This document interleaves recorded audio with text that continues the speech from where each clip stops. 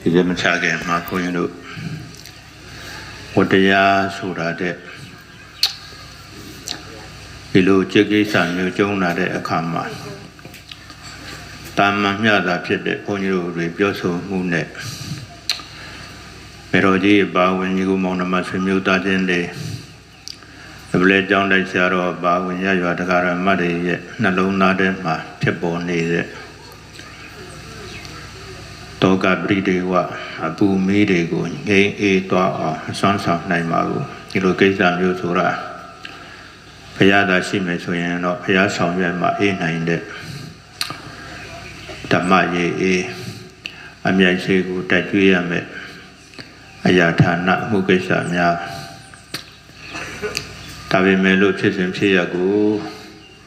မလွန်ဆန်နိုင်လို့ကြုံရတဲ့တဘာဝဓမ္မကိုစဉ်းစားဆင်ခြင်မယ်ဆိုရင်တော့လေဦးနေတာတွေလုံးဝအေးမသွားစေကမှုအနေငယ်တော့တက်တာနိုင်တာပေါ့တောင်းမှုအနေငယ်တက်တာမှုရပါစေဆိုတဲ့ရည်ရွယ်ချက်နဲ့တန်ဃာတော်များရဲ့ကိုယ်စားဟောရေးထံမောက်မှာနေပေါင်းများစွာအပြင်နေသွားတဲ့တပည့်ဖြစ်တဲ့အားလျော်စွာပေါ့ပြောတင်ပြောလိုက်တဲ့စကားတော့ပြောရမှဖြစ်မှာပဲလို့ဆိုပြီးတော့ဘုန်းကြီးတို့ရောက်လာခဲ့တာဒါကကုတယောက်ထဲကြုံတဲ့ဖြစ်စဉ်ဖြစ်ရမျိုးတော့မဟုတ်ပါဘူးကမ္ဘာလောကကြီးတစ်ခုလုံးမှာရှိခဲ့ကြတဲ့ရှိနေကြတဲ့နောင်လည်းရှိလာအောင်မဲ့ပုဂ္ဂိုလ်တွေကြုံရမဲ့ဖြစ်စဉ်ဖြစ်ရမျိုးပါပဲဒီနေ့မိမိတို့နဲ့သက်ဆိုင်တော့မိမိတို့သာကြုံတယ်လို့တွေးကြရတာတော့လောကရဲ့ဓမ္မတာတဘာဝပါပဲမှန်ကတော့ဒီဖြစ်စဉ်ဖြစ်ရမှာကိုပဲဥဒိယတိတ်တိတ်နဲ့ဒုတော်ကဇိုင်းဝဲဖြစ်ကျိုးချတဲ့ဤတော်နောင်တော်အင်္ဂါတော်တွေအများကြီးပါပဲတကြောင်တိုက်ထဲကအတူနေတွေပါသလိုပဲကြောင်းတိုက်ကွဲပေမဲ့လို့သာသနာတာဝန်ကိုထမ်းဆောင်နေကြတဲ့ဤတော်နောင်တော်တွေအများစုခုချိန်တိအောင်တရင်တောင်မှတိတိကျကျမေးလို့မရနိုင်သေးပါဘူးကိုကတာကွဲပြားဘာပဲဖြစ်ဖြစ်လုံးနိုင်ဆုံနိုင်လို့လုပ်ကြရတာတချို့လုပ်တော့မှဒီလိုကိစ္စမျိုးကိုလုပ်ဖို့ရစိတ်ထဲမှာရှိကြအောင်မှာမဟုတ်တောကအပူမီးတွေကိုခံစားရတဲ့ပဲတွေ့လိမ့်နိုးပေါ့မျောလင့်နေကြမှာပဲအဲ့ဒါလိုဖြစ်ပေါ်လာတဲ့ကိစ္စကိုဒီကနေ့ဘုန်းကြီးတို့အတွင်နေ့ကမကြုံရင်မကြုံရတဲ့ခေတ်ကာလအချိန်တွေနဲ့ပါပေါင်းဆက်သွားတဲ့အခါကျတော့မြတ်စွာဘုရားကတရားလက်မလုံးနဲ့ဆိုရင်ပဲလို့တရားကို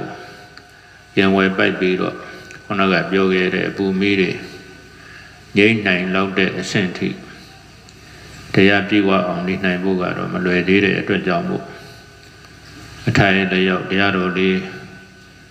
ကိန်းဝပြီးတော့သွားရင်တော့ပူနေတဲ့ပူတွေအေးမှာပဲဆိုတဲ့စိတ်နဲ့ဒီနေ့ပြုကြတာဖြစ်တယ်လို့ပဲလောကရဲ့လူရလို့ဆိုရင်ဝတ္တရားကိုလည်းပဲဆောင်ရွက်တဲ့အနေနဲ့ဒီနေ့မေတော်ကြီးအပါဝင်ဆရာတော်မှုရှိတဲ့ရရွာတက္ကရာမှာများကပြုလုပ်ကြတဲ့ကုသိုလ်ပွဲအာသနာတော်တက္ကရာအပြင်2568ခုကိုဝါကွန်စာတက္ကရာအပြင်1386ခုနှစ်နောက်တစ်ခုလာပြန်10ရက်နေ့နောက်ကိုပြန်တွက်ရင်တော့လက်ွယ်နေ့ကဖြစ်တာဆိုတော့ဒီဘက်က10ရက်ရဖြစ်တဲ့နေ့ရပေါင်းရင်တော့17ရက်မြောက်ပေါ့နော်17ရက်မြောက်5ရက်9ရက်9ရက်17ရက်5ရက်တွေကိုရက်လေဆိုပြီးတော့လုပ်ကြတဲ့နေရာမှာဒီနေ့17ရက်မြောက်အနေနဲ့ပြုလုပ်တဲ့ကုသိုလ်ကောင်းမှုဒီဝေမန္တမှုကိစ္စကတော့ဖြင့်ဉာဏ်ရည်တဲ့ပုဂ္ဂိုလ်များပူနေတဲ့အပူတွေအေးပြီးတော့ကုသိုလ်ကောင်းမှုကိုပြုလုပ်တဲ့အခါကာလမှာပြုသမျှကုသိုလ်ကောင်းမှုတွေကိုတာယံမိမိတို့ရဲ့ရပလဲကြောင်းတိုက်ကနေပြီးတော့ဖြစ်ပေါ်လာတဲ့သာသနာမျိုးဆက်တွေအများကြီးပါဒီနာပါဝင်ကျင်မှာတိန်တော်ပြီးရင်ရပလဲဟာဒုတိယသာသနာထွန်းကားတဲ့နေရာလို့ပြောရမှာပါအဲဒီနောက် ကြည်ရင်တော့အင်မထိုးပေါ့ဒီနာပတ်ဝန်းကျင်မှာဖိုးကနောက်3ဆိုင်ဖိုးကနောက်3လုံးဆိုင်သားသလိုပဲသာသနာထွန်းကားတဲ့နေရာဌာန3ခုမှာရှိနေတဲ့အထက်ကနေပြီးတော့ဒီနေ့ဥဒိယဒိဋ္ဌိလောကနေရာမှာဖောက်ပြန်ပြောင်းလဲတတ်တဲ့ဘာဝဥဒုတွေရဲ့ဖြစ်စဉ်ပြောင်းလဲမှုအောက်မှာပရိယတ္တိသာသနာတာဝန်ကိုထမ်းဆောင်ရင်းမိမိကြိုးပမ်းအားထုတ်နေတဲ့ဇာပေကျမ်းဂန်များကို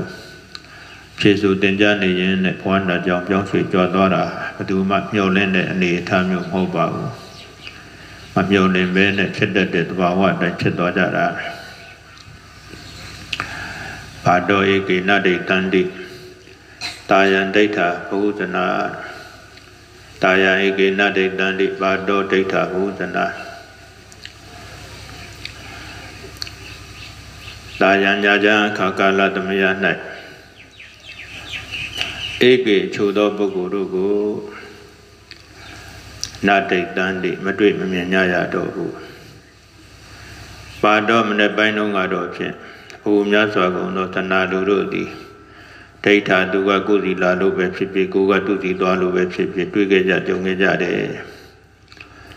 ညရောက်တော့မတွေ့ရဘူးမနေ့တုန်းကမှငါသူနဲ့တွေ့ခဲ့သေးတယ်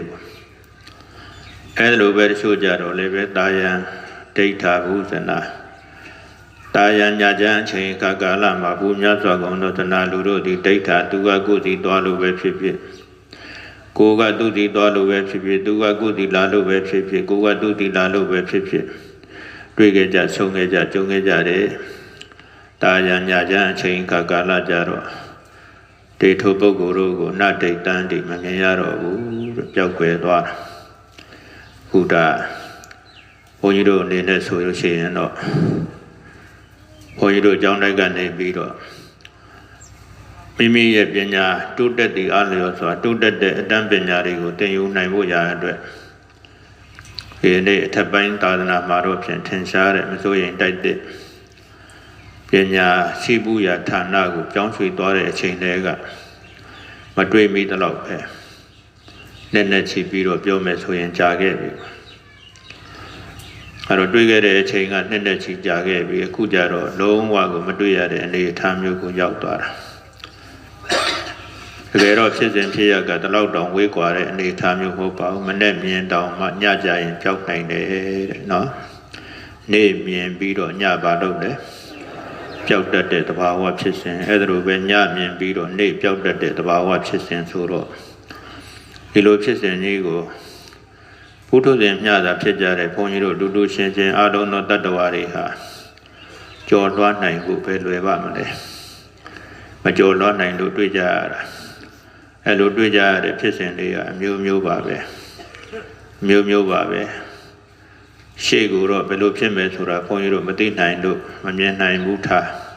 နောက်ကဖြစ်စဉ်ဖြစ်ရတဲ့ကိုတော့ပြန်တွေးခဲ့ကြပြီဖြစ်တဲ့အတွက်ကြောင့်မို့ပြန်တွေးရင်သိနိုင်ကြတာကြီးတယ်ပါပဲကိုရမဟုတ်တဲ့အခြားရဒေတာတွေမှာဖြစ်ခဲ့တာတွေအံ့ဖွယ်ရတယ်ကိုနိုင်ငံမဟုတ်တဲ့သူများနိုင်ငံတွေမှာဖြစ်စဉ်ဖြစ်ရတယ်အံ့ဩဖွယ်ရတယ်ပါဒီတဲ့တောင်ကြီးပြီးတော့ဒီတဲ့တောင်လောင်ကဲဖြစ်ပြီးတော့အခုမေတော်ကြီးတို့တားဆုံးတယ်လို့ပဲတားဆုံးခဲ့ကြတဲ့မိဘတွေအများကြီးမိဘဆုံးခဲ့တဲ့သားတွေအများကြီးဖြစ်စဉ်ဖြစ်ရတဲ့မရှိနိုင်ဘူးလားအမှားပြေတွဲမှာကြည့်ရင်ပဲပြီးခဲ့တဲ့5-6လတော့တုန်းကအမတန်တုံလို့6ချဝယ်ရကောင်းတဲ့ကြီးမားတဲ့ရေဘေးကြုံခဲ့တာနော်ဒီရေဘေးထဲမှာလည်းပဲသူ့မကယ်နိုင်ကိုမကယ်နိုင်တဲ့မိသားစုလိုက်ပျောက်သွားတာတွေကိုမရှိဘူးလားတချို့မိဘပျောက်တယ်တချို့သားသမီးပျောက်တယ်တချို့မိသားစုလိုက်ပျောက်တယ်ဘယ်လိုမှမကယ်နိုင်တဲ့ဖြစ်စဉ်ဖြစ်ရတယ်လူနိုင်ကြီးပြီးမချိကယ်ရေကိုလိုပြေးသည့်ရေဘေးမိဘေးပြပြဘေးကရှေ့ရေးတရေကယ်နိုင်လေ၏တဲ့နော်ဘယ်လောက်ကြီးမားတယ်ပြောရေဘေးကယ်လို့ရသေးတယ်သို့တော့ဘေးဖြစ်တိုင်းတော့မကယ်နိုင်ဘူး10ချိန်ကြုံရင်တစ်ချိန်လောက်တော့ကယ်နိုင်တယ်တဲ့နော်မိဘလောက်လောင်တော့အဲ့ဒီမိလောင်တဲ့အထက်ကနေပြီးတော့10ချိန်တဲကနေတစ်ချိန်လောက်တော့ကယ်နိုင်သေးတယ်တိုင်းပြည်ပြက်ပြီတဲ့အခုလဲအဲ့ဒါပြက်တလောက်နေပါဖြစ်နေတာပဲဟိုနေရဟိုလိုဖြစ်ဒီနေရဒီလိုဖြစ် အဲ့ဒါလိုဖြစ်လို့ပြေးကြလွှားကြမယ်ဆိုရင်လည်းပဲတစ်ကြိမ်မဟုတ်တစ်ကြိမ်တော့ဖြင့်လွတ်အောင်ပြေးနိုင်ရုံနိုင်သေးတယ်နော်ရေဘေးမိဘေးပြပြဘေးကဆယ်ရေးတရေကဲနိုင်သေး၏တဲ့ဆယ်ရေးတရေလုံးဝဥဒ္ဒုံကြီးကဲနိုင်တာတော့ပြောတာမဟုတ်ပါဘူးမဂ္ဂဒေဝမန္လိဆရာတော်ဘုရားကြီးကဘုန်းကြီးတို့တွေတောင်ဝေကယူနိုင်ဖို့နဲ့ဆင်ញင်စဉ်းစားတတ်ဖို့ပြောတာပါအိုဘေးနာဘေးတေခြင်းဘေးဟုဤဘေးသုံးပါလွန်ကြီးမားကတားနှင့်အမိဖြစ်တုံပြီလေမချိရင်တွင်ပိုက်ပွေတင်လျက်မချိရင်တွင်ပိုက်ပိုက်တင်လျက်တက်တက်ကိုယ်ပိုင်မကဲနိုင်တယ်နော်ဒီအိုဘေးနာဘေးတေဘေးဆိုတဲ့ဘေးကြတော့ခုနကဘေးတွေကမှဆယ်ရေးတရေကဲနိုင်သေးတယ်ဒီဘေးတွေကြတော့သားနဲ့အမိဖြစ်လို့ငါသားတော့မသေးသေးရဘူးငါသမီးတော့မသေးသေးရဘူးဆိုပြီးရင်ခွင်ထက်မှာပိုက်ပွေပြီးတော့မျက်လုံးအစုံဖွင့်ကြည့်တကားတွေလီလီပြောမသေးရအောင်ပြုစုစောင့်ရှောက်နေပြီပဲလို့တက်တက်ရေးပိုင်မတတ်နိုင်တယ်တဲ့အိုဘေးကလွတ်အောင်နာဘေးကလွတ်အောင်သေဘေးကလွတ်အောင်လောကကြီးမှာတတ်နိုင်တဲ့လူမရှိဘူးတဲ့နော်ခုဒါဥဇေယတိတ်တိနဲ့မေတော်ကြီးတော်ထတဲ့လို့ဆိုတာအတူတော်ကမှမဟုတ်ပဲတနေရာစီဆိုတော့ဖဲဖြစ်နိုင်ဖို့ဆိုတာပူတောင်ဝေးသေးတာပေါ့နော်ကိုနေရာကိုရက်ကိုရွာဆိုရင်မေတော်ကြီးအနေနဲ့ဒါငါသားဆိုတဲ့စိတ်နဲ့ရင်ခွင်မှာပိုက်ပွေပြီးတော့မှမတရားအောင်ရေကလေးတိုက်လို့ခြေကလေးတိုက်လို့စသည်အပြင်လောက်ကင်ပေးနိုင်တာပေါ့အခုတော့ပြင်အဲ့ဒါလိုပေးပိုင်ခွင့်တောင်ရခဲ့ရလားမရခဲ့တော့ဘူးဒါတွေကကိုဖြစ်လို့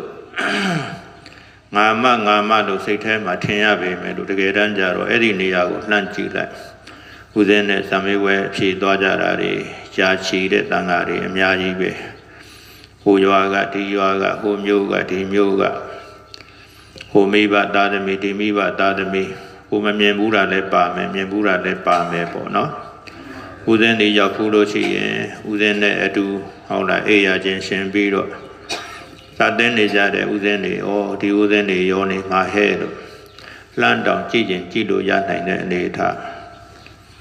အဲ့တော့အများဖြစ်ခဲ့တဲ့ကိစ္စတွေမှာကိုကြီးတဲ့ဖြစ်တယ်လို့တွေးနေရင်တော့ဖြင့်ပူရာဟာပူပြီးတော့ဗာဖြစ်မလဲ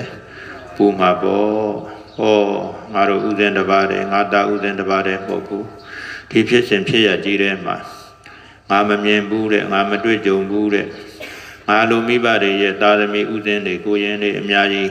ပါသွားမှာဘုန်းကြီးတို့သိသမျှဆိုရင်အဲ့ဒီခမ်းမတဲမှာတန်ခါအပါ200လောက်ဒီပြင်နေရာမှာလည်းပဲအပါ200 300သူတို့ဆန်းတဲ့လောက်နေရာချမှာပေါ့အဲ့ဒီ200 300တဲမှာတေဘေးဆိုတာလူတိုင်းကြောက်တာပဲတေဘေးဆိုတာလူတိုင်းကြောက်တာပဲတေမဲလောက်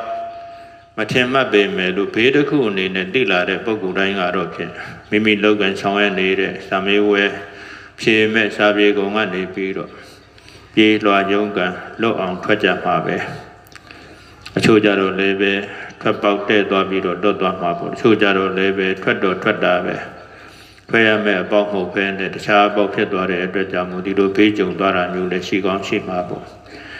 တတ္တဝါတိုင်းဟာကံစီမံတဲ့အတိုင်းဖြစ်ကြရတာပါ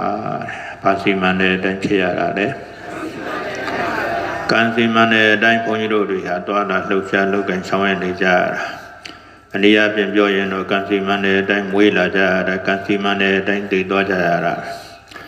အဲ့တော့ဥဒယတိတ်တိရဲ့ကံတရားကသူ့ကိုစီမံပေးတာမပြန်လွန်တော်မူဒီအထိအောင်မေတော်ကြီးပါဝင်ဒီပလက်ကြီးရွာမှာရှိကြတဲ့ရာတော်နဲ့တကွာတရားဓမ္မများကတို့ရွာကဦးဇင်းတွေတပါးပြီးတပါးဓမ္မစရိယတန်ရောက်သွားကြပြီးတို့ဓမ္မစရိယအောင်လို့ရှိရင်ဓမ္မစရိယဂုံပြူဝဲအောင်ဝဲဂုံပြူဝဲတို့လောက်ရတော့မှဆိုပြီးတော့မျောလင့်နေကြတာနော်မျောလင့်နေကြတာ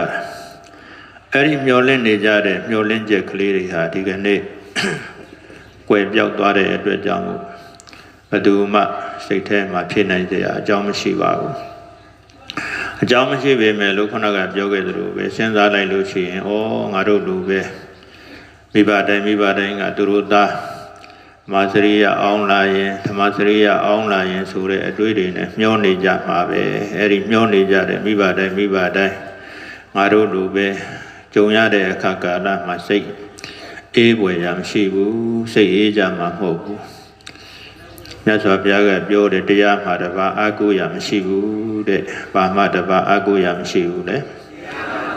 တရားမှာတပါးအာကိုရမရှိဘူးတဲ့အဲ့တော့ဒီအချိန်မှာငါအတွက်တရားကလွဲပြီးတော့အာကိုစရာရှားနေလို့ရှိရင်အချိန်တွေကုန်တော့မှတရားပဲငါအာကိုမှတော်တော့မှဆိုပြီးတော့တရားကိုအာကိုနေလိုက်မယ်ဆိုရင်ဘာတရားကိုအမှတ်ကလေးရနိုင်မယ်ဆိုလို့ရှိရင်တော့ပူနေတာတွေနည်းနည်းတော့ကြော့မသွားနိုင်ဘူးလားနော်ဘုရားစကားဆိုတာမှားတယ်မှမရှိပဲဘုန်းကြီးတို့ကဘုရားစကားအတိုင်းမနေနိုင်ကြလို့သာပူရာတွေဟာပူပြီးတော့ပူနေကြတယ်အေးအောင်မလုပ်နိုင်ကြပဲနဲ့အပူနောက်ကိုလိုက်ရင်နဲ့အပူမဆုံးနိုင်အောင်ဖြစ်ကြတယ်ဒီတဲ့အဲ့ဒီနေ့ကတနေ့တည်းဖြစ်တာပဲပြောကြပါစို့လူလောကလူပဝန်းကျင်ကိုလှမ်းပြီးတော့ကြည့်လိုက်မယ်ဆိုရင်လည်းပဲအဲ့ဒါမန္တလေးစကိုင်းပဝန်းကျင်မှာရှိနေတဲ့မိသားစုတို့လည်းပဲပြေးကြလွှားကြငိုကြယိုကြဒီထဲမှာသားပြောက်သမီးပြောက်မိဘပြောက်ဆွေးပြောက်မျိုးပြောက်မိသားစုပြောက်ပျောက်ကြတဲ့ပုဂ္ဂိုလ်တွေလည်းမရှိနိုင်ဘူးလားဘုန်းကြီးတို့ရေဦးမြို့ပေါ်ကတင်ပဲဒါဥဒေယတိတ်တိဒါဆွမ်းခံစားဆွမ်းတကားဆွမ်းအမတွေထဲမှာပါတဲ့ဝိဇယန္တာဆေးဆိုင်ကမိသားစုဆိုရင်လည်းသူတို့နေထိုင်တဲ့နေရာကတိုက်ကြီးကတခါတည်းမြေထဲကိုကျွန်းဝင်သွားတော့ခုချိန်ထိအောင်လူမမြင်လို့လူမတွေ့လို့လူရှာမရတော့လို့သာအလျှော့ပေးပြီးတော့နေကြရတာဘာဖြစ်မှန်းကိုမသိအယိုးတွေကြေးတို့အရေးတွေပဲပျောက်သွားပြီလားဘယ်နေရာမှာရောက်ပြီးတော့ဘယ်လိုဖြစ်နေပြီလဲဥဒယဒိဋ္ဌိကရှာမယ်ဆိုရင်အပေါ်တင်ဆိုတော့တွေ့ကောင်းတွေ့နိုင်သေးတယ်သူတို့ဆိုတာမြေကြီးတဲ့အောက်ရောက်သွားတာဖြစ်တဲ့အတွက်ကြောင့်မတွေ့ကြရကိုအကြောင်းမရှိဘူးတွေ့ကြရကိုအကြောင်းမရှိဘူးအဲ့တော့ဒီလိုဖြစ်စဉ်ဖြစ်ရတွေကလည်းပဲတန်ဝေကရเสียပါပဲเนาะတန်ဝေကဆိုတာထိတ်တဲ့စိတ်လန့်တဲ့စိတ်ထိတ်လန့်တဲ့စိတ်ကိုတန်ဝေကလို့ပြောတာတကယ်ကောထိတ်လန့်เสียမကောင်းဘူးလားဥဒယဒိဋ္ဌိရဲ့ဖြစ်စဉ်ဖြစ်ရဥဒယဒိဋ္ဌိနဲ့အတူတူကစာတင်မောစာတင်ပဲယန္တာမဏိများရဲ့ဖြစ်စဉ်ဖြစ်ရတွေဟာတဆိုင်ရာပုဂ္ဂိုလ်များသာမကပါဘူးမြင်တဲ့ပုဂ္ဂိုလ်တိုင်းကြားတဲ့ပုဂ္ဂိုလ်တိုင်းအတွက်ထိတ်เสียလန့်เสียဘုန်းကြီးတို့အဲ့ဒါလိုဖြစ်တာတောင်ဟုတ်ဘူးအဲ့ဒါဘုန်းကြီးအဲ့ဒီအချိန်မှာစားတော့ပြီးလို့ရေစေးကန်လေးနားမှာရပ်ပြီးတော့လှုပ်ကျင်းမလို့သွားရိပ်ပါတွေတိုက်ဖို့ရဆိုပြီးတော့ရောက်လာတာရက်လို့မရတော့ရေစေးကန်လေးကိုလက်နှစ်ဖက်အားပြုတ်ပြီးတော့ဆွဲထားရတယ်ဒါလည်းမရတဲ့အတွက်ကြောင့်မို့အဲ့ဒီနာရှိတဲ့တစ်ပင်ကပါတစ်ခါထပ်ပြီးတော့ဘုန်းကြီးတို့အားပြုတ်နေရတယ်ဘလောက်ကြောက်เสียအကောင်းတယ်ဘလောက်ထိတ်လန့်เสียအကောင်းတယ်ဆိုရင်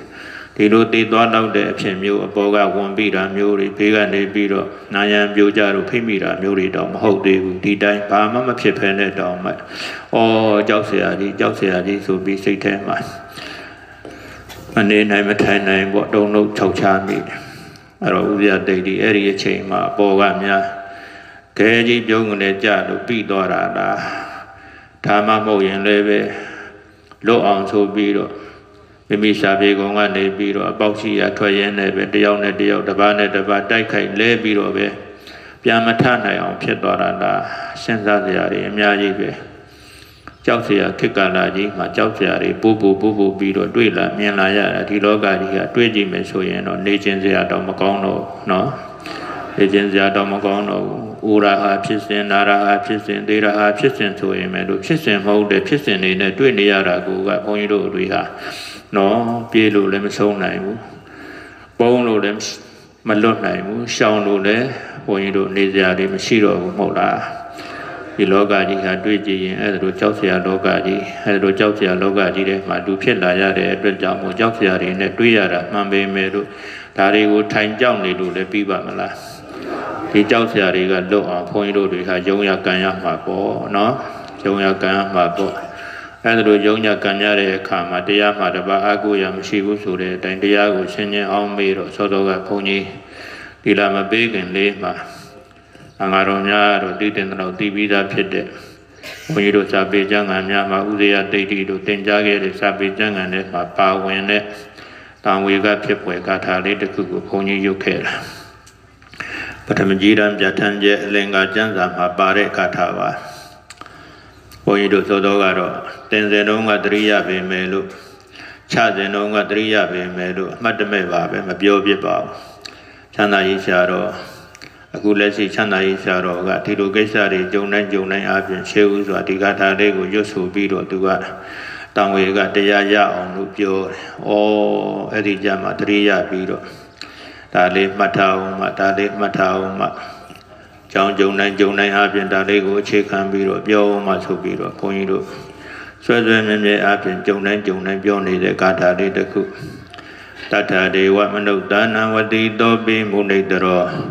ကတောဝနေဗုဒ္ဓိံတပ္ပေသင်္ခါရနဟိတတ္တတာဝတိဝောငါယနှင့်ပြည့်စုံနေဖြစ်၍မုနိတရောမုနိ၅ပါးကိုအကျိုးရတော်မူသောဒေဝမနုဿာနံနတ်လူအပေါင်းတို့ဤတတ္တဆရာဖြစ်တော်မူသောမြတ်စွာဘုရားတော်မှလည်းနေဗုဒ္ဓိံပြိဋိဘံဝိဇံချုပ်ငိမ့်ဘဝဇာသိမ့်ရခြင်းသို့ကတောဝါရောက်တော်မူရကြသေး၏တဗ္ဗေတုငါတတ္တဝမှန်သမျှသင်္ခါရတရားတို့သည်ကတဗ္ဗေအလုံးစုံကုန်သောသင်္ခါရဥဒယတိဋ္ဌိကဲ့သို့သောယုံနာဓမ္မသင်္ခါရတရားတို့သည်ကတဗ္ဗေအလုံးစုံကုန်သောသင်္ခါရဥဒယတိဋ္ဌိရဲ့ဘဝနာကြောင့်ပြောင်းရွှေ့မှုကိုအကြောင်းပြုပြီးတော့ဆွမ်းစဉ်တရားနာကုသိုလ်ဘွယ်ကိုရှင်နွယ်ကြွရောက်ပြီးတော့လာတော်မူကြတဲ့တန်ဃာတော်ရှင်မြတ်တို့နှင့်တကွပရိသတ်အပေါင်းသူတော်ကောင်းဒီဟုသောယုံနာဓမ္မသင်္ခါရတရားတို့သည်ကနာဟိတတတဘေမမြဲသည်ဟု၍ရှိပါအံ့နေတတတမြဲသောသင်္ခါရတရားဟုသည်နာဟိယတိမရှိကြမြဲတဲ့တက်ရှိတက်မဲ့သင်္ခါရတရားဆိုတာမရှိဘူးတဲ့မရှိတဲ့အကြောင်းကိုမြတ်စွာဘုရားပဲကြည်ပါတဲ့ဘယ်သူကိုကြည်ပါလဲမြတ်စွာဘုရားတောင်းမှမမြဲလို့ဘုန်းကြီးတို့ပြိဋ္ဌာရေပြိဋိဘံဆံဝင်တော်မူခဲ့တယ်။ဘာလုပ်ခဲ့တယ်။ဖြစ်ရိုးဖြစ်စဉ်လို့ဆိုပေမဲ့လို့တတ္တလောကကြီးအတွက်ပါရမီ7ပါးကျင့်တရားတွေကိုဖြစ်ကျင့်တော်မူခဲ့တယ်မြတ်စွာဘုရားတတန်းကတူတူလေးလူတတန်းတရားမှာပွင့်တော်မူတယ်လို့ဆိုပေမဲ့လို့ဘုရားဖြစ်တော်မူတာက45နှစ်ပဲကြာတယ်ဘယ်လောက်ပဲကြာတယ်45နှစ်ပဲကြာတဲ့အခါကာလမှာလေ39နှစ်ကလူတော်ကမှအချိန်ကုန်ခဲ့တတ်တော်80မှာပြိဋိဘံဆံတော်မူသွားရတော့သူခြေချွတ်မှကြုံမဲ့သူခြေချွတ်ဖို့ရကြမ်းနေသေးတဲ့တတ္တဝါတွေကိုမြတ်စွာဘုရားကငယ်ဆောင်ပြီးတော့ကြည်တော်မူတယ်တတ်တော်80ပြောပြည့်လို့ပြိဋိဘံဆံဝင်တော်မူရတော့မှတတ္တဝါတွေကခြေချွတ်လို့မကုန်နိုင်သေးဘူးခြေချွတ်လို့မကုန်နိုင်သေးဘူးဒီတော့မြတ်စွာဘုရားရဲ့ထုံးစံပေါ့ဘုရားတို့ရဲ့ထုံးစံအတိုင်းမာနမင်းကြီးကတော်ထွက်တော်မူတဲ့အချိန်ကအစပြုပြီးတော့ပြိဋိဘံဆံတော်မူပါတော့ပြိဋိဘံဆံတော်မူပါတော့လို့လျှောက်ထားခဲ့တဲ့စကားအကျဉ်းချင်းအပြင်ငါပြိဋိဘံမဆံသေးဘူးဟောဒီတတ္တလောကကြီးထဲမှာရှိတဲ့တတ္တဝါမှန်သမျှငါဟောသမျှတရားတွေကိုမတည်သေးတဲ့မြတ်ငါပြိဋိဘံမဆံသေးဘူးလို့မြတ်စွာဘုရားအကျဉ်းချင်းညင်းခဲ့ပေမဲ့လို့တတ်တော်80ပြည့်တော်မူတဲ့အခါကျတော့ညင်းလို့မရတော့အဲ့ဒီကြာကာလမှာကဲရင်မြတ်ရှင်အာနန္ဒာစရှိတဲ့တပါးပါးကနေပြီးတော့ဘုံတော်ကြီးတော်မူသောမြတ်စွာဘုရားအာယုကပတ်လုံးတတ်တော်ရှိတော်မူပြီးတော့တတ္တဝါတွေကိုခြေချွတ်တော်မူပါဘုရားခြေချွတ်ရမယ့်တတ္တဝါတွေမြောက်များစွာကြံပါသေးတယ်မြတ်စွာဘုရားတို့ဒီလိုလျှောက်ထားခဲ့ရင်မြတ်စွာဘုရားကအဲ့ဒီလျှောက်ထားတဲ့ပုဂ္ဂိုလ်ရဲ့လျှောက်ထားမှုကိုဂတိပေးလိုက်အာယုကပတ်လုံးအပြင်ကပရိနိဗ္ဗာန်မဆန်သေးပဲနဲ့ကျုပ်တင်ကျုပ်ထိုင်တဲ့ဝိနည်းပုဂ္ဂိုလ်တ attva တွေကိုငါတရားရည်အမြဲစီတက်ကြွပြီးတော့မှခြေချွတ်အောင်မယ်လို့ဂတိပေးရင်တတ်တော်တရားအာယုကပတ်လုံးနေလို့ရတယ်ပေါ့နော်အခုတော့ဖြင့်ရှင်အာနန္ဒာအစရှိတဲ့ပုဂ္ဂိုလ်တွေကမလျှောက်မိကြဘူးမလျှောက်မိအောင်လည်းပဲမာနကနှောက်ရှက်တာအရှင်အာနန္ဒာသတိမရပါစေနဲ့ငါလျှောက်နေတဲ့အချိန်မှမြတ်စွာဘုရားကငါလျှောက်တဲ့အကြောင်းကိုရှင်အာနန္ဒာကိုပြောလိုက်မယ်ပြောတဲ့အခါမှာရှင်အာနန္ဒာသတိမရပါစေနဲ့မာနကဘုရားတည်းမကကိုရှင်အာနန္ဒာပါလိုက်နှောက်ချက်တော့ရှင်အာနန္ဒာကလျှောက်ဖို့သတိမရဘူးဖြစ်သွားတယ်အဲ့ဒါနဲ့တတ်တော်ချက်ပြည့်တော်မူတဲ့အချိန်ကျတော့မာနကတက္ကလာလျှောက်အဲ့ဒီလာလျှောက်တဲ့အခါကျတော့ဘုရားကရှေးဘုရားရှင်တို့ရဲ့ထုံးစံအတိုင်း လူတို့ရဲ့တတန်း၅ဘုံပုံတစ်ဘုံကိုခြံပြီးတော့ပြိဋိဘံဆံတော်မူရတာဖြစ်တဲ့အတွက်ကြောင့်ငါဒီကနေ့ကမြောက်3လလောက်ရောက်ရင်တော့ပြိဋိဘံဆံတော့မှာပါဂရိပေးရမှာကအရှင်အာနန္ဒဂရိပေးလိုက်တာကမာနနော်ဘုန်းကြီးတို့အခွင့်အရေးတွေဆုံးခဲ့တာအရှင်အာနန္ဒသာလျှောက်ခဲ့ရင်မြတ်စွာဘုရားကအရှင်အာနန္ဒကိုဂရိပေးမှာအခုတော့အရှင်အာနန္ဒဂရိပေးဟောင်းလားအရှင်အာနန္ဒမလျှောက်နိုင်အောင်မာနကလှုပ်ထားတဲ့အတွက်ကြောင့်ကိုအရှင်အာနန္ဒကိုဂရိပေးရမယ်စကားကမာနကိုဂရိပေးခဲ့တော့ဘုန်းကြီးတို့အနှစ်20မြတ်စွာဘုရားနဲ့ကြိုပြီးတော့လွဲခဲ့ရအဲဒါလိုလွဲခဲ့ရတဲ့အလွဲကြောင့်မြတ်စွာဘုရားအသက်တော်80ပြည့်တော်မူတဲ့အချိန်မှာပြိဋိဘံဆံဝင်တော်မူခဲ့တယ်နေဘူးတိပြိဋိဘံဝင်းစံချုပ်ငိမ့်ဘွားစသိမ့်ရခြင်းတို့ကတော့ဝါရောက်တော်မူရကြသေး၏နေခြင်းရင်နေလို့ရတယ်ဆိုတဲ့မြတ်စွာဘုရားတောင်းမှာအချိန်ကြတော့တည်သွားရတာလို့တွေးမိရင်ဥဒေယတိတ်ဒီအချိန်ကြလို့ဘဝနာကြောင့်ပြောင်းရွှေ့ကြွသွားတဲ့အပေါ်မှာဘုန်းကြီးတို့အနှဲငယ်လေးတော့အပူတွေရော့သွားနိုင်တာပေါ့နော်ဘုရားတောင်းမှာရှောင်မရလို့တည်ရသေးတာနော်ဘုရားတောင်းမှာရှောင်မရလို့ပြိဋိဘံဆံရသေးတာငါတို့ရဲ့တာဥစဉ်ငါတို့ရဲ့တပည့်ဥစဉ်ငါတို့ရဲ့ရွာကငါတို့မျှော်လင့်နေတဲ့ဓမ္မစရိယပူဇော်ပွဲရှင်နွယ်ကျင်းပဖို့မျှော်လင့်နေတဲ့ဓမ္မစရိယအောင်မှန်ကိုဆုံးခူးမဲ့ဥစဉ်ဥဒေယတိတ်တိဒီလိုဘဝနာကြောင့်ပြောင်းရွှေ့ကြွသွားတယ်ဆိုတာဟာဘယ်မှာဆန်းတော်လို့လဲတို့မတတ်နိုင်ဘူးတို့တတ်နိုင်တဲ့အလုပ်လည်းမဟုတ်ဘူးဆိုပြီးတော့ဒီလိုတွေးကြရမှာပေါ့နော်တတ်နိုင်လို့ရှိရင်တော့အခုတောင်ထုတ်ပြီးအခုတောင်အသက်ရှင်အောင်လုပ်လို့ဘုန်းကြီးတို့လူတိုင်းမှာဆန္ဒကိုယ်စီရှိနေကြမှာပေါ့နော်လုပ်လို့မရလို့ဒီတိုင်းနေကြရတာမဟုတ်လားသင်္ခါရယုံနာဓမ္မသင်္ခါရတရားတို့သည်နာယိတတ္တမြဲသည်ဟု၍မရှိပါစေမမြဲဘူးကိုယ်လည်းမမြဲသူလည်းမမြဲတဲ့သင်္ခါရသဘောတရားကြီးကိုရင်ဆိုင်ပြီးတော့နေကြရတာဖြစ်တဲ့အတွက်ကြောင့်ဒီနေ့ကြရင်ကိုယ်လည်းအချိန်ကြတေးရမယ်ပုဂ္ဂိုလ်ကြီးတဲ့ပါတေးခြင်းကြကတေးကြရလောကဓမ္မရာမသေးခြင်းပဲရှောင်တော်လဲလွန်မြဲမရှိပါမသေးခြင်းလို့ရှောင်ပေမဲ့လို့လွတ်ရဲ့လားယောဂဝေဒနာတွေတစ်ခုခုဖြစ်ဒီယောဂဝေဒနာတွေတက်တက်ပြောက်ကင်းပြီးတော့တက်ရှိအောင်ဆိုပြီးဆေးရုံစီကနေတွားကြပေမဲ့လို့တချို့ဆေးရုံတော့မရောက်လိုက်ဘူးတချို့ရောက်ရုံမြတချို့ရောက်ပေမဲ့လို့အိမ်ပြန်လာတဲ့အခါကျတော့တက်မဲ့ခန္ဓာကိုယ်ကြီးနော်မတွေ့ကြရဘူးလားမကြုံကြရဘူးလားဒီခန္ဓာကိုယ်ကြီးကအချိန်ကြရင်နော်အချိန်ကြရင်ဘလောက်ပုံဘလောက်ရှောင်ရရဲ့လားမရတဲ့အတွက်ကြောင့်အိုကြနာကြတေးကြရတဲ့သဘောအိုချိန်ကြကအိုကြရလောကဓမ္မရာရှောင်မာတော်လဲပုံတော်လဲလွန်မြဲမရှိပါနာချိန်ကြကနာကြရလောကဓမ္မရာမနာလိုပဲရှောင်တော်လဲလွန်မြဲမရှိပါတေးချိန်ကြကတေးကြရလောကဓမ္မရာမသေးခြင်းပဲရှောင်တော်လဲလွန်မြဲမရှိပါဒီတော့ဘာလို့ကြမှာလဲဆိုရင်ဘုန်းကြီးတို့ကအိုချိန်ကြကအိုကြရနေကြရှင်ခြင်းပါဩငါအိုနေတာအိုချိန်ကြလို့ပါလားတို့ကိုအမှတ်တမဲ့မနေဘဲနဲ့ရှင်ခြင်းနေရမှာမဟုတ်လားအဲဒါလို့ရှင်ခြင်းနေခြင်းဟာတရားနဲ့နေခြင်းပဲပေါ့နော်နာချိန်ကြကနာကြရနေကြရှင်ခြင်းပါငါလည်းပဲနာချိန်ကြလို့နာလာတာပဲအိုကြည်စံကောင်းကမူလိုက်တာခြေတော်တွေကသွားမရအောင်လေးလံနေပြီးပိုက်ထဲကလည်းပဲဟိုနားကနာလိုက်ဒီနားကအောင်းလိုက်နဲ့အချိန်ကြတာလို့နာချိန်ကြတာလို့ငါနာတာငါနာချိန်လို့နာတာမဟုတ်ဘူးတွေးလိုက်နော်တရားနဲ့နေတာနာတတ်တဲ့ခန္ဓာကြီးရထားတော့နာလိမ့်မယ်အဲဒီနာတတ်တဲ့ခန္ဓာကြီးရလို့နာတဲ့သဘောကိုဆင်ခြင်ပြီးတော့နောက်တစ်ခါမနာကျင်တော့ပါဘူးလို့ဆိုရင်ဒီနာတတ်တဲ့ခန္ဓာကြီးမရအောင်ပဲဘုန်းကြီးတို့တွေတရားနဲ့နေကြမှာမဟုတ်လားနော်တရားကင်းကွာပြီးတော့နေလို့တော့ဒီနာရတဲ့ခန္ဓာကြီးကလည်းမကင်းနိုင်မလွတ်နိုင်တယ်လို့ဥရတဲ့ခန္ဓာကြီးကလည်းမလွတ်နိုင်မကင်းနိုင်ပါဘူးနော်အဲဒါလိုပါပဲတည်တတ်တဲ့ခန္ဓာကြီးရထားလို့ကိုဥရိယတိတ်ဒီဝါနာကြောင့်ပြောင်းရွှေ့ကြွားသွားတာဒီခန္ဓာမရမှဒီတည်ခြင်းကလွတ်မှဒီခန္ဓာရလို့တည်လာတာဆိုတော့ငါတို့လည်းခန္ဓာရထားတဲ့အတွက်ကြောင့်ဥရိယတိတ်ဒီလို့မဟုတ်ပေမဲ့လို့တခုခုတော့အကြောင်းတရားနဲ့အချိန်ကြလာရင်တော့တရားမဲ့သူတွေကြီးနော်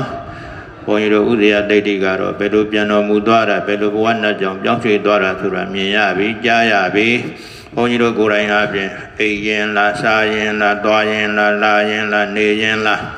ဥရိယတိတ်တိတဲ့ဆိုးတဲ့ဒီလိုຢာတိဥလူဖောက်ပြန်တဲ့ဘေးတွေကြားထဲမှာပဲအိုရမလားနာရမလားသိရမလားမပြောနိုင်သေးဘူးနော် ဒါပေမဲ့လို့ဥဘေးနာဘေးတေဘေးကတော့လွတ်တဲ့သူဟုတ်ရဲ့လားမဟုတ်တဲ့အတွက်ကြောင့်အိုးကြနာကြတေကြရမယ်ပုဂ္ဂိုလ်တွေကြီးတယ်ပဲနော်ဒါမို့သူအိုသလိုပဲငါတို့လည်းအမြဲဥရမှာသူနာသလိုပဲငါတို့လည်းအမြဲနာရမှာသူသေးသလိုပဲငါတို့လည်းအမြဲသေးရမှာဒီလိုလေးလည်းတွေးလိုက်လို့မရဘူးလားအဲ့ဒါလိုတွေးလိုက်လို့ရှိရင်တော့စိတ်ထဲမှာအေးသွားမှာနော်စိတ်ထဲမှာအေးသွားမှာဘုန်းကြီးတို့ရလာတဲ့ဘဝခန္ဓာကတကယ်တော့ပြောမယ်ဆိုရင်ခုနကချပေးတဲ့သင်္ကာလေးတစ်ခုရှိသေးတယ်နော်အသက်စီစဉ်ခန္ဓာအိမ်ကဒိန်တခဲနဲ့ကြည်ရင်ပြတ်တို့မျက်စိအောက်တွင်ပြောင်းလဲခြင်းဤသင်္ခါရဆက်သူပိုင်နဲ့တွတ်တွတ်တွေကလည်းရရှာသည်သူငါအိဋ္ဌပါရကတိမ်လေးလူဘဝခန္ဓာကနော်တိမ်လေးလူအသက်ဆိုတာလည်းပဲတိမ်ကလေးလိုပဲစိတ်ဥစ္စာတွေဆိုတာလည်းပဲတိမ်ကလေးလိုပဲဒီအသက်စိတ်ဥစ္စာတွေပေါင်းထားတဲ့ငါဒါကငါအိမ်ဒါကငါပစ္စည်းဒါကငါသားဒါကငါသမီးစသည်ဖြင့်ထင်မှတ်နေကြတယ်ဘုန်းကြီးတို့ရဲ့ယုံနာဓမ္မသင်္ခါရဆိုတဲ့ဒီဘဝခန္ဓာကြီးကအသက်စီစဉ်ခန္ဓာအိမ်ကဒိန်တခဲနဲ့ကြည်ရင်ပြတ်တို့ကောင်းကင်ဘုံမော်ကြည့်လိုက်အမှတ်တမဲ့တွားရင်လာရင်အပြင်တစ်ခါတရံမော်ကြည့်တာရှိတယ်နေကိုကြည်ရင်လည်းပဲတိမ်ကိုမြင်တတ်တယ်လကိုကြည်ရင်လည်းပဲတိမ်ကိုမြင်တတ်တယ်ကျဲတယ်ဘလောက်များထွက်ပေါ်နေတယ်လဲဟဲ့ကြည်ရင်လည်းပဲတိမ်နေပြေးလွှားနေတာတွေကိုခွင်းတို့ပြိတ္တာမတွေ့နိုင်ဘူးလားအဲ့ဒီကောင်းငင်မောမှာတရွေ့ရွေ့အပြင်တစ်လုံးတစ်ခဲတဲ့တို့မို့အမျိုးမျိုးပုံတရံတွေနဲ့ပြေးလွှားနေကြတဲ့တိမ်နေကြည်ရင်ပဲဘာလို့သွားလဲပြတ်သွားတယ်ပျောက်သွားတယ်ပြန်ကြည့်တွေ့နိုင်သေးလားအလောက်မှမကြဘူးခဏလေးပဲနော်အသက်စီရင်ခန္ဓာအိမ်ကဒိန်တခဲနဲ့ကြည်ရင်ပြတ်သူမျက်စိအောက်တွင်ပြောင်းလဲခြင်းဤအခုဥသေးရတိတ်တိတ်လည်းပဲတိမ်ကလေးလိုပဲမျက်စိအောက်မှာဘာလို့သွားလဲပြောက်သွားတာမေတော်ကြီးတို့ဘုန်းကြီးတို့တွေကသူနဲ့အလံဝေးကွာတဲ့နေရာဌာနဖြစ်နေလို့သူနဲ့ပါဝင်ခြင်းစာတင်ဖို့စာတင်မဲ့ဖြစ်တဲ့နော်သာမေဝဲသူတို့ကဖြစ်ဆိုနေကြတဲ့ယဟန်သားမလေးတွေသူတို့ရဲ့မျက်စိအောက်ကပဲဥစေယတိတ်တိဘာလို့သွားလဲကြောက်သွားတာသူတို့ဆရာတွေကလည်းပဲမျက်လုံးတောက်ထောက်ပြီးတော့ဟိုဘက်ကကြည့်လိုက်ဒီဘက်ကကြည့်လိုက်ရှေ့ကကြည့်လိုက်နောက်ကကြည့်လိုက်ကြည့်နေကြမှာပဲကိုယ်တပည့်သာမေဝဲဖြေနိုင်ရင်သာမေဝဲကုံရောက်နေပြီလားဖြေနေပြီလားရေးနေပြီလားကြည့်နေကြအဲ့ဒီလိုကြည်နေကြစဉ်တုန်းမှာပဲဥစေယတိတ်တိတိမ်ကလေးပျောက်တယ်လို့တိမ်ကလေးကွယ်တယ်လို့ဘာလို့သွားလဲကွယ်သွားတာဥစေယတိတ်တိပျောက်တယ်လို့ကွယ်တယ်လို့ပဲခွန်ကြီးတို့လည်းပဲတိမ်ကလေးတွေဖြစ်နေတဲ့အတွက်ကြောင့်မို့ပျောက်ချိန်တန်ရင်ဘာလို့မှလဲကြောက်ကြမယ်သူကြည့်တဲ့ပါပဲနော်ဒီထဲမှာမပျောက်တဲ့ပုဂ္ဂိုလ်မပျောက်မဲ့ပုဂ္ဂိုလ်ပါရဲ့လားအချိန်မကြသေးလို့သာနော်လောကရန်ဆိုတဲ့လေမုန်တိုင်းကြီးတိုက်လာပြီဆိုရင်ကြောက်ကြမယ်ပုဂ္ဂိုလ်တွေကြီးတယ်ပဲ။အိုးခြင်းဆိုတဲ့လောကရန်နာခြင်းဆိုတဲ့လောကရန်တေခြင်းဆိုတဲ့လောကရန်မုန်တိုင်းကြီးတိုက်လာပြီဆိုလို့ရှိရင်ခွန်ကြီးတို့တိမ်တောင်တိမ်လေးတပွဲများတာဖြစ်တဲ့ဒီယုံနာယုတ်ခဲကြီးကရွေ့သွားမှာပျောက်သွားမှာကွယ်သွားမှာအတ္တစီတိုင်းခန္ဓာအိမ်ကတိမ်တခဲနဲ့ကြည်ရင်ပြတ်သူမျက်စိအောက်တွင်ပြောင်းလဲစဉ်သင်္ခါရဆက်သူပိုင်နဲ့၌တွတ်လေကလိုက်ရရှာသည်သင်္ခါရဆက်ကြီးလဲနေသမျှကာလပတ်လုံးဒီစက်ထဲမှာပါဝင်နေတဲ့ဘုန်းကြီးတို့တွေဟာပျောက်ကွယ်သွားကြမယ်ပုဂ္ဂိုလ်တွေကြီးတယ်ပဲသင်္ခါရဆက်သူပိုင်နဲ့၌တွတ်လေကလိုက်ရရှာသည်သူငါအနိစ္စပါရကမမြဲဘူးသူလည်းမမြဲလို့အနိစ္စကိုယ်လည်းမမြဲလို့အနိစ္စဟုတ်လားဥစေယတိတ်တိမမြဲလို့အနိစ္စဤမတရင်သုံးသွားတဲ့ဆရာတော်ဥနေမိန်တာမမြဲလို့အနိစ္စဘုန်းကြီးတို့ရဲ့မိဘတွေဘုန်းကြီးတို့ရဲ့ဆရာသမားတွေဘုန်းကြီးတို့ရဲ့တပည့်တွေဟုတ်လားကွယ်လွန်သွားကြပြီပြောင်းသွားကြပြီရွှေ့သွားကြပြီအနိစ္စသူငါအနိစ္စပါရကအနိစ္စဖြစ်တော့ဒုက္ခလည်းမလွတ်တဲ့အတွက်ကြောင့်မို့ဒုက္ခသူငါဒုက္ခပါရကဒီလိုမဖြစ်ချင်ပါဘူးလို့ဆိုပြီးတော့မဖြစ်အောင်လုပ်ကြပေမဲ့လို့မရနိုင်တဲ့အတွက်ကြောင့်မို့အနတ္တမို့လက်လွတ်ပြီးတော့မှရှုံးပေးလိုက်ရတာသူငါအနတ္တပါရကနော်အနိစ္စဒုက္ခအနတ္တဒီသဘောတရားလေးကိုတရိယာတိုင်းတာကိုတရိယာရင်မေတော်ကြီးဒီအနိစ္စဒုက္ခအနတ္တဆိုတာလေးကိုနှုတ်ကလေးကညှို့လိုက်မမြဲတဲ့သဘာဝဖြစ်စဉ်ကြီးဆင်းရဲတဲ့သဘာဝဖြစ်စဉ်ကြီးအစိုးမရတဲ့သဘာဝဖြစ်စဉ်ကြီးကိုစိတ်ကလေးကအောင်မဲ့ရှင်းရင်ပြီးတော့နေလိုက်အဲ့ဒါကိုအေးသွားဘုရားပေးတဲ့ဆေးဘသူပေးတဲ့ဆေးလဲဘုရားပေးတဲ့ဆေးဘုန်းကြီးတို့ကတောက်ဖို့ရသတိပေးရုံမတတ်နိုင်တာတောက်ဖို့ရကကိုတာဝန်နော်အဲ့ဒါလေးအလုံးလိုက်ဆိုအသက်စီးစိမ်ခ ခန္ဓာအိမ်ကတိန်တခဲနဲ့ကြည်ရင်ပြတ်တို့မျက်စိအောက်တွင်ပြောက်လွင်စဉ်ဤသင်္ခါရဇက်သူ့ပိုင်နဲ့၌တွတ်တွတ်လေကလိုက်ရရှာသည်သူငါအနိစ္စပါရကသူငါဒုက္ခပါရကသူငါအနတ္တပါရကသင်္ခါရစက်ကြီးရဲ့လက်ပတ်နေမှုထဲမှာမျောပါပြီးတော့သွားတဲ့ဥရိယဒိဋ္ဌိရဲ့ယုံနာခန္ဓာစဉ်ကိုအောင်းမဲ့ပြီးတော့မှဒီနေ့ကုသိုလ်ကောင်းမှုတွေကိုပြုလုပ်နိုင်သေးတယ်ဆိုတာကိုတွေးကြည့်ရင်တော့ကိုယ့်အတွက်ကံကောင်းပါသေးတယ်ဓမ္မကြီးနော်ကံကောင်းပါသေးတယ်တချို့ကိုယ်တိုင်ကလည်းမလုပ်နိုင်ပါဘူးနော်မိဘကလည်းပျောက်သားသမီးကလည်းပျောက်တဲ့မိဘတွေနှမ်းပြီးတော့ကြည့်လိုက်ငါကမှငါသားကိုအကြောင်းပြုပြီးတော့ဒီကုသိုလ်ကောင်းမှုလုပ်နိုင်သေးတယ်လုပ်ခွင့်ရသေးတယ်အချို့မိဘတွေသူတို့သားကိုအကြောင်းပြုပြီးတော့ငါလိုကုသိုလ်ကောင်းမှုတော့မှပြုခွင့်မရနိုင်ကြဘူးသူတို့နဲ့စာရင်ငါတော်သေးတယ်ဟဲ့နော်ကုသိုလ်နဲ့နေပြီးတော့ဖြေရမှာဘာနဲ့နေပြီးတော့ဖြေရမှာလဲခဏကပဲဘုန်းကြီးတို့ဒီမလာခင်ဒီငလျင်ဒုက္ခဘယ်သူတွေဘလောက်အတိုင်းတာထိအောင်ရောက်နေတယ်လဲဆိုတာကိုတံဝေကအနေအချင်းပေါ့ဘုန်းကြီးတို့ရှားဖွေပြီးနည်းနည်းလေးအာယုံဆိုင်မိတဲ့အခါကျတော့မေတော်ကြီးတို့မိခင်တယောက်သား6ယောက်တောင်ပျောက်တာတယ်နော်သားဘယ်နှယောက်ပျောက်တာတယ်6ယောက်တောင်ပျောက်တာတယ်သူတယောက်ထဲကြံအခုတယောက်ပျောက်တာသူက6ယောက်တောင်ပျောက်တာတယ်တန်ငိုကိုတေးနဲ့သူတွေရဲ့ကြားထဲမှာဓမ္မရဲ့သားတွေဟောဒီမှာရှိပါတယ်ဓမ္မရဲ့သားတွေဟောဒီထဲမှာရှိပါတယ်မရရအောင်ရှာပေးကြပါအောင်ဆိုပြီးတော့ပရိဒေဝါမီတွေတောင်းတောင်းနေတာနော်သူနဲ့စားလိုက်မယ်ဆိုလို့ရှိရင်ကို့မှာတယောက်တည်းဆိုတော့ဖြေတာသေးတယ်ပေါ့နော်ဒါပေမဲ့လို့ပုရုဇဉ်ဆိုတော့လည်းပဲအပူကတော့လုံးဝကင်းနိုင်မှာမဟုတ်ပါဘူးအဲ့ဒီမကင်းနိုင်တဲ့အပူခုနကပြောခဲ့သလိုပဲလောကသဘောဖြစ်စဉ်တွေရပဲဖြစ်ဖြစ်တရားသဘောဖြစ်စဉ်တွေရပဲဖြစ်ဖြစ်ကြည့်ပြီးတော့ဖြေရင်အပြင်ဩတနေ့ကြငါလဲတနေ့ကြငါလဲတနေ့ကြငါလဲတရားမှာပါလားတရားမှာပါလားလို့သိခြင်းတရားကိုအောင်းမေ့ခြင်းပြီးတော့မှပြန်ရှိနေတဲ့အချိန်ကိုတရားနဲ့နေကြနော်တရားနဲ့နေကြရမှာဒါမှမဟုတ်လို့တရားနဲ့နေခြင်းအပြင်ဒီကနေ့ပြုတဲ့မြတ်ကုသိုလ်ကောင်းမှုတွေဥဒယတိတ်တွေကိုကြီးမှန်းပြီးတော့ပြုတရားလျောစွာမေတော်ကြီးနဲ့တကွာညီကိုမောင်တို့မှဆွေမျိုးသားချင်းတွေအဝင်ပါအားလုံးရသူရွာသားဘုရားတော်ကဘုရားမှာကျောင်းတော်ကကျောင်းမှာဖြစ်ကြကုန်တို့သူတော်ကောင်းတွေကဒီပြုတဲ့မြတ်ကုသိုလ်ကောင်းမှုတွေကိုဥဒယတိတ်တွေရပါစေဥဒယတိတ်တွေရပါစေနောင်ဘဝဆက်တိုင်းတန်လျာခီးမှာကျင်လီနေရအောင်မယ်ဆိုရင်ဒီလိုဘေးဆိုးရန်ဆိုးအန္တရာယ်ဆိုးတွေနဲ့မတွေ့ရမကြုံရပဲမြတ်စွာဘုရားသာသနာတော်အတွင်း၌ဘုရားဆုံးမှာဩဝါဒများကိုသာပြည့်ပြည့်စုံစုံမကျိုးမပေါက်မလွန်မကျူးပဲထိမ့်သိမ့်စောင့်ရှောက်နိုင်တဲ့ရန်ကောင်ရန်မြတ်တာကောင်သားများဖြစ်တဲ့ဒုက္ခအပေါင်းတို့ရဲ့ချုပ်ရကုန်ရငြိမ်းရဖြစ်တဲ့နိဗ္ဗာန်ကိုရောက်နိုင်ပါစေသာနိဗ္ဗာန်ကိုရောက်ပါစေသာပြီးတော့လည်းဤကောင်းဤကုသိုလ်ကြောင့်ဥဒယတိတ်ကဲ့သို့ဥဒယတိတ်ကိုအကြောင်းပြုပြီးတော့ပြုလို့ရတဲ့ဒီကောင်းမှုကုသိုလ်တွေကြောင့်ယခုလိုမတွေ့ခြင်းပဲတွေ့ရမကြုံခြင်းပဲကြုံရမဆုံခြင်းပဲဆုံရတဲ့ဥပိ္ပနာပိတေပေတိဟုသောဘေးပေါင်းတို့ရဲ့ချုပ်ရကုန်ရနိဗ္ဗာန်ကိုရောက်ရပါစေသာရောက်ရပါလို့ဤတို့ဒီလိုဆုတောင်းပြီးတော့မှဘုန်းကြီးတို့အံဝေကဖြစ်ပွဲတရားစကားပြောတာကိုဆုံးတတ်ရအောင်ပါသန္တာရဒုပ္ပဝိတိနေကုမြောက်ဖို့ရခဲရင်စွာသည့်ကာမရူပအရူပတိဟုသောဘဝသုံးဓာတ်ပုံသုံးရ၌သူရပါဒပဏာနိတံလိုရှိရာဖြာဖြာကိုကောင်းစွာပေးတတ်မြတ်သောနတ်တို့၏ပြေသာပင်ကြီးနှင့်တူဝါပေတတ်သောဒါနပိဇံဒါနရိဟုသောမျိုးစေ့ကိုသီလပိဇံသီလရိဟုသောမျိုးစေ့ကိုဘာဝနာပိဇံယုံနန္တမသင်္ခါရတရားတွေကိုဟုတ်မှန်စွာအနိစ္စဒုက္ခအနတ္တဟု၍ရှုမှတ်ခြင်းနှင့်ပွားများခြင်းဟုဆိုသောဘာဝနာရိဟုသောမျိုးစေ့ကိုရောပိတဝနာအာယပါယရှုကြမှတ်ကြပွားများကြကုန်၏ဖြစ်၍